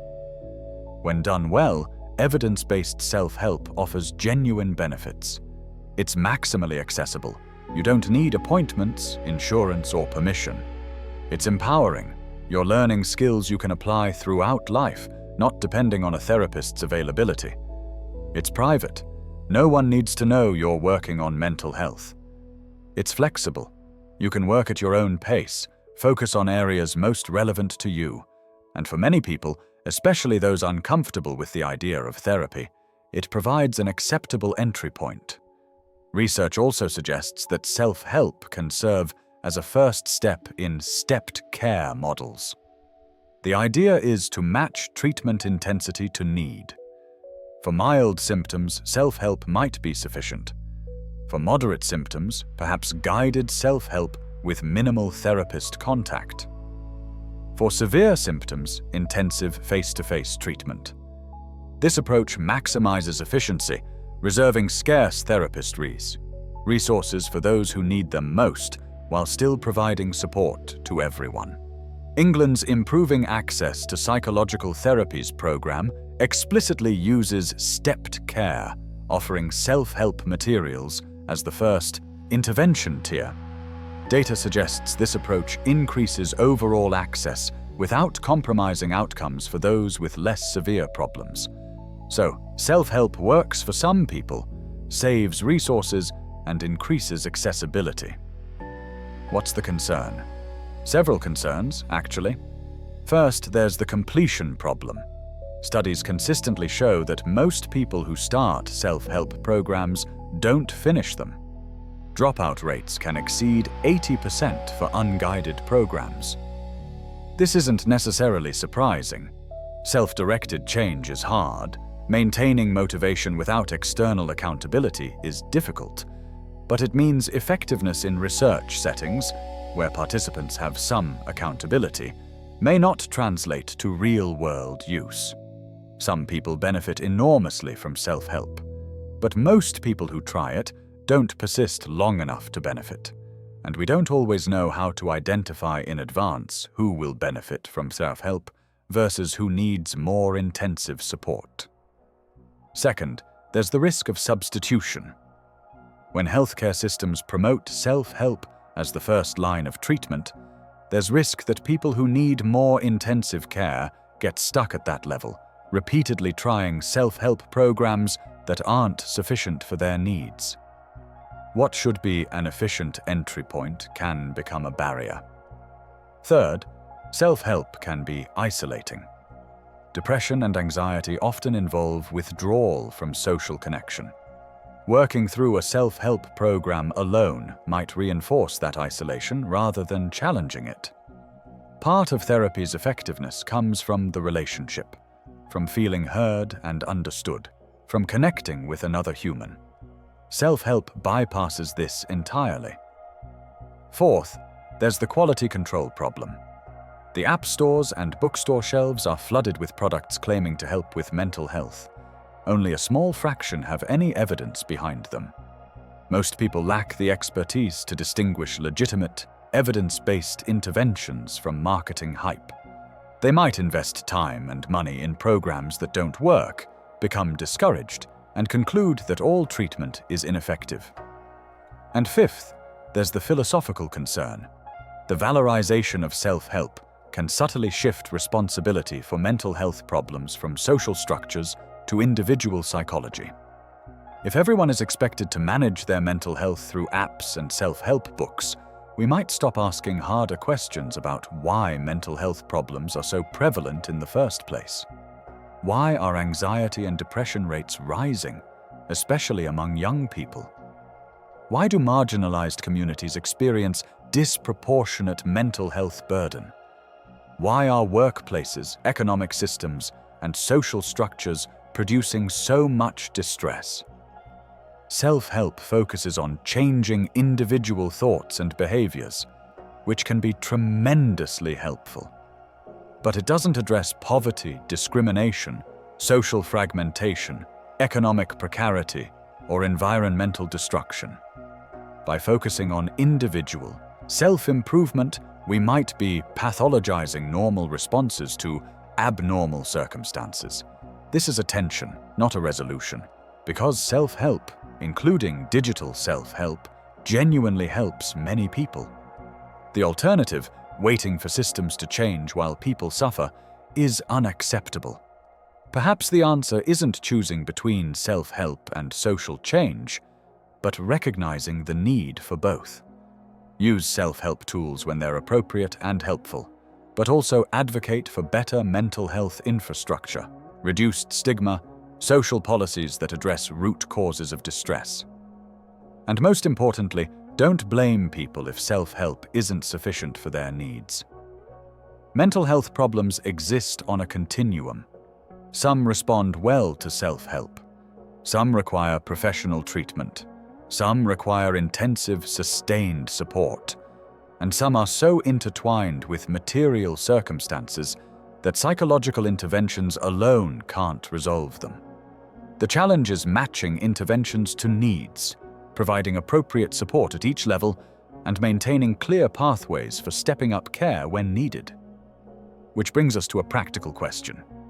Even with good digital tools and evidence-based self-help, what are the real-world challenges of implementing these approaches? What happens when theory meets reality? Part 7. Real-world challenges, implementation, privacy, and integration. There's a gap that plagues healthcare generally and digital mental health specifically. The gap between what works in research studies and what works in everyday practice. Researchers call it the efficacy-effectiveness gap. A treatment can be efficacious. It works under controlled conditions with selected participants, delivered with fidelity by trained providers, with regular monitoring and support. But that doesn't guarantee it will be effective in the messy reality of clinical practice, where patients are more complex, delivery is less controlled, resources are limited, and competing priorities interfere. For digital mental health, this gap is particularly wide. Let's explore the challenges. First, adherence. We've mentioned this already, but it's worth emphasizing. Most people who download mental health apps use them briefly, then abandon them. One study found that only 4% of mental health app users were still actively using them after 15 days. Another found median use of roughly 10 sessions for digital CBT programs, when programs are designed for 12 or more. Why? Multiple reasons. Technical problems. Apps crash. Interfaces are confusing. Logins fail. Motivational challenges. The initial enthusiasm fades. It's easier to avoid than engage. Life gets busy. Therapeutic factors. The program doesn't feel helpful. Exercises seem pointless. Progress seems too slow. And sometimes, symptom-related barriers. Depression saps motivation. Anxiety makes it hard to concentrate. The very problems the program is meant to address interfere with using. Digital researchers and developers are trying various approaches to improve adherence. Sending reminders, gamifying content, simplifying interfaces, providing human coach support, personalizing content. Some of these help, but no solution has dramatically solved the problem. This matters because incomplete treatment is often ineffective treatment. CBT skills require practice. Neural changes require repetition. If people stop after 2 sessions of a 10-session program, they're unlikely to benefit much. Second, crisis management. Mental health apps are explicitly not designed for crisis situations. Their terms of service typically include disclaimers stating they're not appropriate for emergencies. When users express suicidal thoughts, most apps respond with crisis hotline information and recommendations to seek immediate help. This is appropriate. An app can't replace emergency services or crisis intervention, but it creates a vulnerability. What if someone in genuine crisis relies on an app rather than seeking appropriate help? What if the app fails to recognize crisis indicators? What if someone experiences acute deterioration while using an app and has no human support system aware of their situation? There have been instances where people expressed suicidal thoughts to chatbots and received inadequate or inappropriate responses. While developers are improving crisis detection algorithms, the fundamental limitation remains. Apps can't intervene the way humans can. This doesn't mean apps are dangerous. The evidence suggests they help far more often than they harm. But it means they need to exist within systems that include human support, crisis resources, and clear pathways to higher levels of care. Third, privacy and data security. When you use a mental health app, you're potentially creating detailed records of your symptoms, thoughts, behaviors, and treatment responses. This data is typically stored on company servers. It may be analyzed to improve algorithms. It might be shared with research partners. Now, reputable companies claim to anonymize data, encrypt communications, and protect privacy. Many comply with regulations like HIPAA in the US or GDPR in Europe. But concerns remain. Data breaches happen. In 2021, a psychotherapy company experienced a breach that exposed personal health information of millions of patients, including session notes. If detailed mental health data gets compromised, the consequences for individuals could be severe: discrimination, stigma, harm to relationships, or employment. There's also the question of what companies do with data. Some mental health apps have been found collecting far more data than disclosed, including location tracking, contact lists, and device information. Others have shared data with advertising partners or analytics firms. While this may be disclosed in privacy policies, most users don't read those carefully. And there are questions about law enforcement access. If someone discloses illegal activities to a mental health app, could that data be subpoenaed? If someone is accused of a crime, could their app usage history be used as evidence? The legal protections for digital mental health data are less established than for traditional therapy. Fourth, quality control and regulation. Traditional psychotherapy is regulated. Therapists must be licensed, which requires specific education, training, and supervision. There are professional codes of ethics, accountability structures, and mechanisms for addressing incompetence or misconduct. Mental health apps? Not so much. In the US, most apps aren't regulated as medical devices. They don't require FDA approval. Developers can make claims about effectiveness without rigorous evidence. There's limited oversight of content quality, safety protocols, or data practices. This creates a Wild West situation where high-quality, evidence-based apps exist alongside questionable products making unsupported claims. Users lack the expertise to distinguish them. And even reputable apps aren't necessarily subjected to the scrutiny that medications or medical devices face. Some progress is being made. The FDA has created pathways for digital therapeutics that meet certain standards. Professional organizations have developed evaluation frameworks. Researchers publish reviews assessing app quality.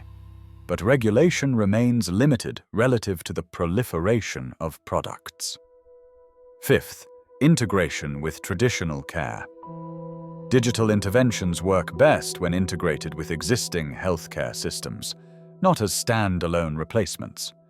But integration is challenging. Electronic health records often can't interface with mental health apps, so information doesn't transfer. Therapists may not know their clients are using apps.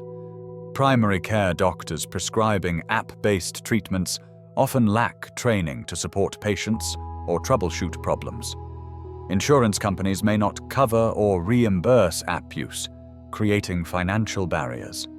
Some healthcare systems are developing integrated approaches. The Veterans Affairs system in the US, for instance, has created apps designed to work alongside traditional care, with data sharing between apps and providers.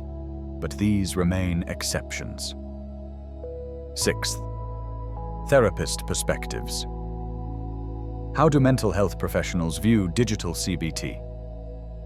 It's complicated. Some therapists embrace it, seeing opportunities to extend treatment between sessions, provide clients with additional resources, or reach more people through blended models combining face-to-face and digital components.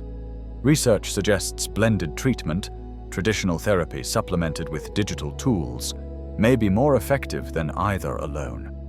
But other therapists are skeptical or concerned. They worry about job security. Will they be replaced by algorithms? They question whether apps can provide genuinely therapeutic relationships. They're concerned about clients using apps instead of seeking needed professional help. They're uncertain how to incorporate digital tools into their practice. These concerns aren't groundless, but neither are they definitive. The evidence suggests digital tools are more likely to complement than replace professional therapy, at least for complex cases. They might handle straightforward presentations, freeing therapists to focus on severe or complicated cases. They might provide first-line support, with therapists available for those who need more. They might extend therapists' reach through hybrid models. But this requires shifts in training, practice patterns, and professional culture. It requires therapists learning about digital tools, understanding when they're appropriate, knowing how to integrate them. And it requires addressing legitimate concerns about quality, ethics, and the therapeutic relationship. All of these challenges are surmountable. They're not reasons to abandon digital mental health, but reasons to approach it thoughtfully, to develop better systems, to regulate appropriately, to research rigorously, to implement carefully. Which brings us to the question of where all this is heading. Because we're still in the early stages of the digital mental health revolution. The tools will get better, the evidence will accumulate, the implementation will improve. But in what directions? What does the future hold? Let's explore some emerging frontiers. Part 8. The Future Landscape. Emerging Technologies and New Directions. If you find the current state of digital mental health remarkable, wait until you see what's emerging. Because we're at the cusp of several technological developments that could fundamentally transform how mental health care is delivered, experienced, and conceptualized. Let's start with virtual reality. VR has existed for decades in primitive forms, but recent advances in hardware, software, and accessibility are making therapeutic applications increasingly viable. The idea is elegant. Place someone in an immersive, computer-generated environment where they can experience therapeutic interventions in ways impossible in traditional settings. For exposure therapy, the CBT technique where people gradually confront feared situations to overcome anxiety. VR offers unique advantages. Afraid of heights? In VR, you can practice standing on virtual balconies, bridges, rooftops, with complete control over intensity and duration. No need to find actual heights, coordinate logistics, or manage safety concerns. The environment is controllable, repeatable, adjustable in real time based on anxiety levels. Afraid of flying? Experience virtual flights without leaving the ground. Social anxiety? Practice job interviews or public speaking with virtual audiences. PTSD from combat? Engage with virtual scenarios that help process traumatic memories under controlled conditions with therapist support. Research on VR therapy is impressive. Meta-analyses show that VR exposure therapy for specific phobias, social anxiety, and PTSD produces significant symptom reduction, with effect sizes comparable to traditional exposure therapy. The immersive nature of VR appears to enhance emotional engagement and learning. VR is also being explored for other applications: mindfulness and meditation in virtual, tranquil environments, social skills training for autism spectrum disorders, distraction therapy for pain management, even embodiment exercises where people experience themselves from different perspectives. The technology is becoming more accessible. VR headsets that once cost thousands of dollars now cost a few hundred. The visual quality has improved dramatically. Motion sickness, a previous barrier, has decreased with better frame rates and design. But challenges remain. Cost is still prohibitive for many, especially when quality equipment is needed for effective therapy. Hardware can be uncomfortable for extended use. Some people experience disorientation or nausea, and importantly, VR therapy still typically requires therapist guidance. It's not yet a standalone self-help tool for most applications. Next, let's talk about predictive analytics and prevention. One of the most exciting and most ethically complex possibilities emerging from digital mental health is the potential to identify people at risk before they develop full-blown disorders and intervene early. Consider the data streams.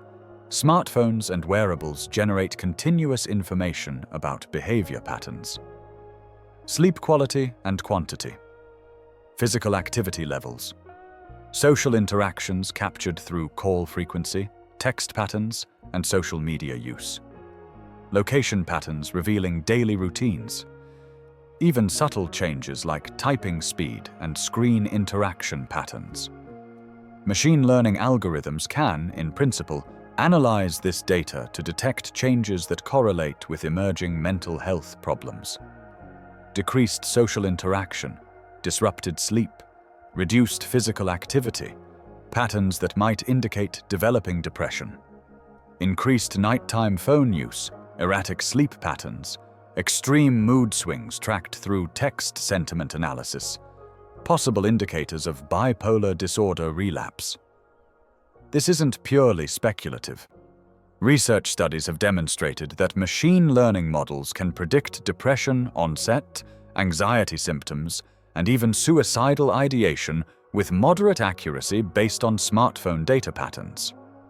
However, it's crucial to note that moderate accuracy still means significant error rates. These systems produce both false positives, flagging people who aren't actually at risk, and false negatives, missing people who are at risk. The prevention potential is considerable. We might envision receiving an alert.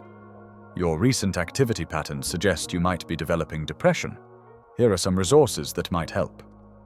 Or a therapist receiving notification that a client's relapse risk has increased, prompting a check-in. But the privacy implications are profound. Continuous behavioral monitoring, algorithms determining your mental health status based on phone usage. Who would have access to this information? What if employers or insurers demanded it? What if predictions are wrong, stigmatizing people unnecessarily or creating self-fulfilling prophecies? We're entering territory that raises fundamental questions about surveillance, autonomy, and the nature of mental health itself. Questions we haven't adequately addressed yet. Then there's the evolution of AI itself.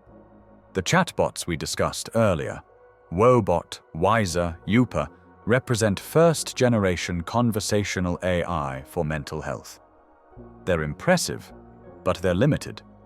They follow scripted pathways, recognize specific patterns, deploy predetermined responses.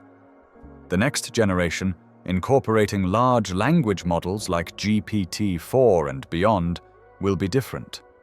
More conversational, more contextually aware, better at understanding nuance, detecting emotion, adapting responses to individuals.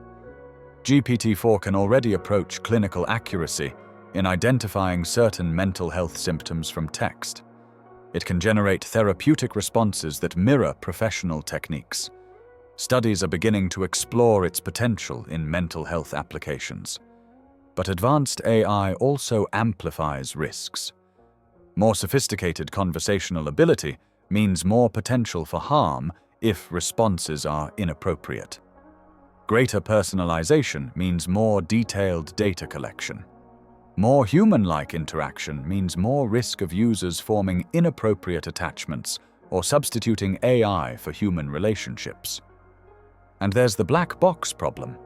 Even developers don't fully understand how these advanced AI systems generate specific responses. When a traditional CB app suggests a thought-challenging exercise, we know exactly why. It's programmed to do so, following established protocols. When GPT-based AI suggests something, it's based on patterns learned from vast datasets in ways that aren't fully transparent or explicable. This raises accountability questions. If an AI gives harmful advice, who's responsible? How do we ensure safety when we can't fully predict what the system will say? Another emerging direction is precision or personalized mental health care. Just as medicine is moving toward targeting treatments based on individual genetic, biological, and circumstantial factors, mental health is exploring how to match interventions to specific individuals. Digital platforms generate enormous amounts of data about treatment response, which exercises someone engages with, which they skip, which symptoms improve, which persist, which times of day they're most active. This data can potentially inform real-time treatment adaptation. Instead of everyone receiving the same 10-week CBT protocol, imagine algorithms continuously adjusting content based on your specific symptoms, preferences, engagement patterns, and treatment response. You struggle with behavioral activation? The program emphasizes that component. You respond well to cognitive restructuring? It provides more of that. Research is beginning to explore this. A 2025 study published in Nature Medicine examined a smartphone CBT app that tested 5 different skill components: behavioral activation, cognitive restructuring, problem solving, assertion training, and sleep therapy, in various combinations across nearly 4,000 participants. Results showed that different skills had different levels of effectiveness, and that certain combinations worked better than others. This kind of granular, data-driven approach to personalization could make treatment more efficient and effective. But it also requires massive datasets, sophisticated algorithms, and careful validation to ensure personalization actually improves outcomes rather than just creating complexity. There's also growing interest in hybrid models that combine digital tools with human support, not replacing therapists, not leaving people entirely on their own, but finding optimal balances. Examples include coached apps where users work through digital programs but have scheduled check-ins with human coaches, blended therapy where traditional sessions are supplemented with app-based homework and between-session support, stepped care systems where people start with digital self-help and step up to human-supported care if needed, and asynchronous therapy, where people exchange messages with therapists rather than meeting synchronously. Early evidence suggests these models might offer sweet spots, more accessible and affordable than traditional therapy, more supported and effective than pure self-help. Looking globally, there's enormous potential for digital mental health to reach underserved populations worldwide. The smartphone adoption rate in developing countries is increasing rapidly. Internet infrastructure is expanding. Costs of digital delivery are minimal compared to building traditional mental health infrastructure. Organizations are developing culturally adapted digital interventions for diverse populations, translating programs into dozens of languages and testing effectiveness in resource-limited settings. Results are promising, though challenges around cultural appropriateness, local internet access, and integration with existing or non-existing healthcare systems remain significant. What about prevention programs delivered through schools or workplaces? Digital platforms for teaching emotional regulation skills to children, stress management to employees, resilience skills to students? These applications are expanding, with the potential to reach populations before problems develop. And finally, there's the possibility of integrating mental health apps with other health data, connecting with electronic health records so primary care doctors can see mental health app usage and outcomes, linking with fitness trackers to incorporate physical activity into treatment plans, coordinating with medication management systems to track adherence and side effects. The vision is comprehensive, integrated care where mental and physical health are addressed together, where data flows between systems, where treatment is coordinated and personalized. Now, all of this, VR, predictive analytics, advanced AI, personalization, hybrid models, global reach, sounds exciting. And it is. But let's be clear. Each of these developments raises questions as much as it provides answers. The fundamental tension remains. How do we harness technological capabilities to genuinely improve mental health care while avoiding harms? to privacy, to autonomy, to human connection, to equity. There's no simple formula, but there are principles we can follow. Prioritize evidence over hype, ensure transparency about capabilities and limitations, protect privacy and data security vigorously, regulate appropriately without stifling innovation, maintain human elements alongside technological ones, attend explicitly to equity and access, remain skeptical of technological solutionism while remaining open to genuine innovation. And perhaps most importantly, remember that technology is a tool, not a solution. The real solutions to mental health problems will always involve some combination of individual healing, supportive relationships, meaning and purpose, and just social structures. Which brings us to our final reflection. As we conclude this exploration, I want to pull back and consider what this entire journey tells us about minds, machines, and the complicated future we're building together. Closing reflections, the human element in a digital age.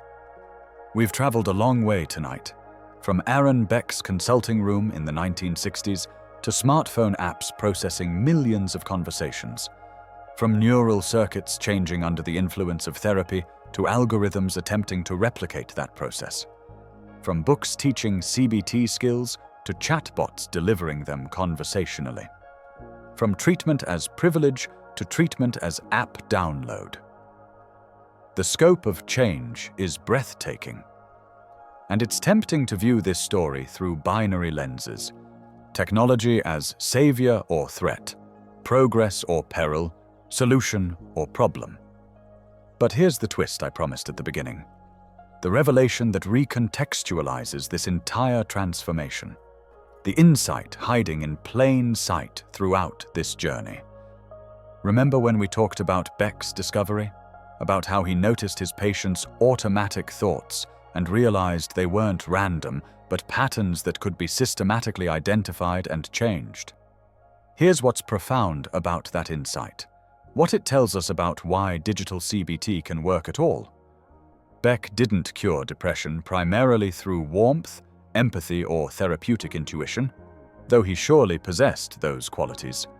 He cured depression by identifying a system, a method, a reproducible set of steps that could be taught, learned, and practiced. He found the algorithm. Not a computer algorithm. Beck was working decades before personal computers existed. But an algorithm in the original sense, a finite sequence of well-defined instructions for solving a problem. If you identify automatic thought X and it contains distortion Y, then apply technique Z. Repeat until patterns change. This is why CBT could be manualized when other therapies couldn't. Why it could be taught through books. Why researchers could specify exactly what therapists should do in session 3 versus session 7. Why treatment fidelity could be measured and standardized. CBT was always, fundamentally, a technology, a cognitive technology, a systematic process for modifying information processing patterns in the human mind. What we're witnessing now, the shocking development of digital CBT, of apps and chatbots delivering therapy, isn't the mechanization of something that was purely human. It's the recognition that therapy, or at least this form of therapy, was always more mechanical than we admitted. The systematic nature wasn't imposed by computers. It was there from the start, embedded in Beck's insight. The therapeutic relationship still matters. Human connection still matters. But what the digital revolution reveals is that the active ingredient in CBT, the thing that actually produces change, might be the systematic application of specific cognitive and behavioral techniques. The relationship may facilitate that application, may increase adherence and motivation. But it might not be the primary mechanism of change. This explains a puzzle that's troubled researchers. Why do self-help books work? Why does bibliotherapy produce measurable improvements? Why can apps and chatbots generate real symptom reduction? It's not because they replicate the human relationship, it's because they deliver the algorithm. The systematic method. The technology that Beck discovered was already there in the structure of cognition itself. And this raises a question more unsettling than whether AI can replace therapists.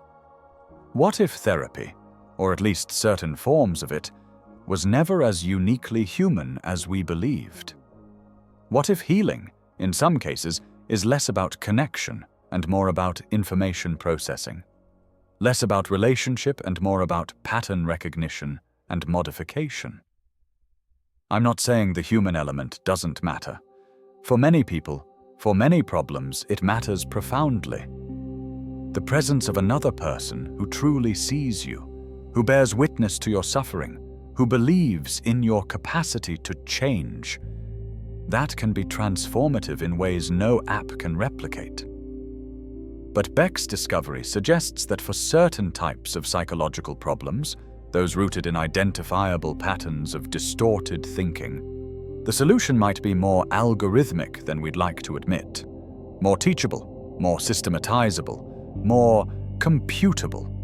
Digital CBT applications are genuinely helping millions of people who would otherwise remain untreated.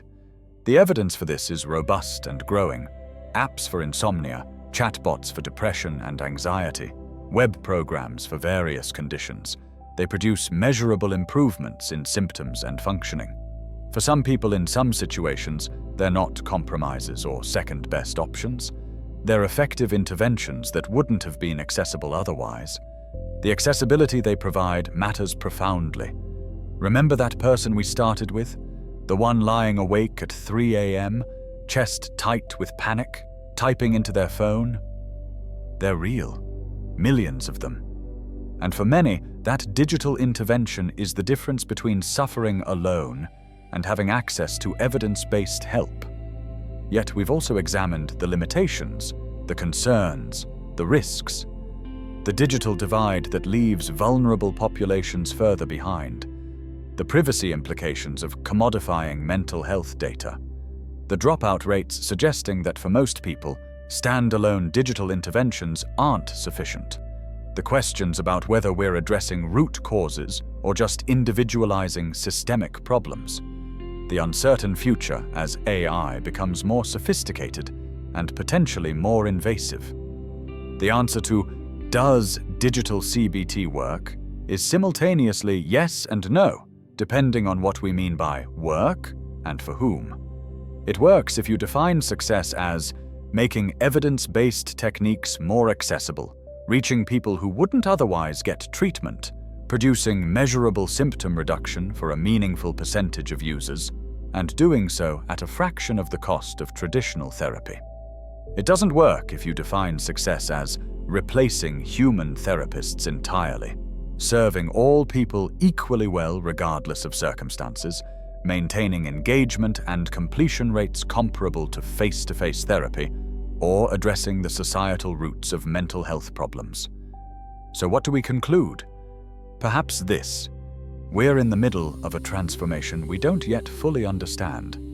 We're building systems, tools, and approaches whose long-term implications, for individuals, for society, for the very nature of mental health and healing, remain uncertain. We should engage with this transformation thoughtfully, critically, but not cynically. Neither uncritical embrace nor reflexive rejection serves us well. We should use the tools that help, remain skeptical of marketing hype, demand evidence and transparency, protect privacy and autonomy, ensure equity isn't sacrificed to efficiency, and preserve space for human connection even as we explore technological possibilities. We should recognize that different people need different things. For some, an app is enough. For others, human connection is essential. For still others, social and economic changes matter more than any psychological intervention. And we should remember something fundamental. Technology doesn't create meaning, purpose, or connection. It doesn't address loneliness, inequality, or injustice. It doesn't answer existential questions or resolve the inherent difficulties of being human. What technology can do, when developed thoughtfully, implemented carefully, and used appropriately, is make evidence-based tools more accessible to more people. That's valuable. That's worth doing. But it's not the whole answer. The whole answer involves building societies that support mental health, that reduce unnecessary suffering, that create conditions for flourishing. It involves maintaining and expanding access to human therapeutic relationships for those who need them. It involves recognizing that some distress is a rational response to irrational circumstances and shouldn't be pathologized. It involves, in other words, both and thinking rather than either or. Both digital tools and human therapists. Both individual treatment and social change. Both technological innovation and traditional wisdom. Both efficiency and compassion. As we move forward into this uncertain future, perhaps the most important thing is to maintain that both and awareness.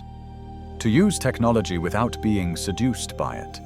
To value efficiency without sacrificing humanity. To expand access without compromising quality. To innovate while honoring what we know works. The mind in your pocket, that app you can open at 3 in the morning when anxiety strikes, is neither salvation nor illusion. It's a tool, an imperfect tool with real capabilities and real limitations.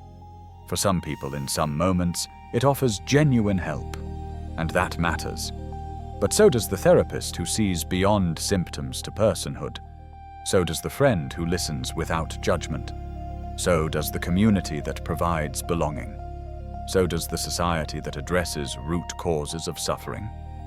We don't have to choose. We can build systems that incorporate technological tools while preserving human elements. We can expand access through innovation while maintaining quality through regulation. We can use what works from both domains, the scalability of technology, the irreplaceable value of human connection. That's the future worth building. Not a fantasy of perfect technological solutions, not a romanticized past of pure human therapy, but a pragmatic, evidence-informed, ethically grounded integration of tools and approaches that genuinely serves human flourishing. The revolution in mental health care is happening.